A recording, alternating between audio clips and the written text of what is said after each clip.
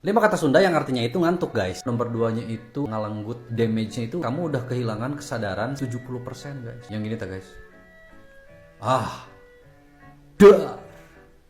Dar gitu tah. Jadi kadang masih ada tersisa kesadaran kalian. Aduh, aing nepi ngalenggut kieu. Tanggal 29 November juga Kalian menyangkanya kalian tuh udah terbangun gitu. Karena kalian berusaha untuk mempertahankan diri agar tidak ngalenggut. Fatalnya itu sampai ngalenggak guys. Nu gitu tah guys. Oke guys, langsung aja nomor 1. Nomor satunya ini adalah ngantuk yang sampai kayak orang hangover gitu guys ya. Tapi sebelum nomor 1 jangan lupa follow dulu di Kimayasa meren guys. Oke guys, nomor satunya itu adalah ngalenyap. Ngalenyap itu adalah ngantuk yang kalau kamu nggak bisa ngontrol, ini damage-nya bisa jadi 99%. Bisa nepi ka jadi kasarean lah gitu. Contohnya orangnya guys ya. Jadi orang niatna ngontrol ngalenyap iya guys gitu. Orang rek ngalenyap lah ya mas kedeung we. Tah eta teh kondisina orang keur di kareta guys, di stasiun Padalarang. Niatna rek turun di Kircon. Udang-udang di stasiun Gede Bage.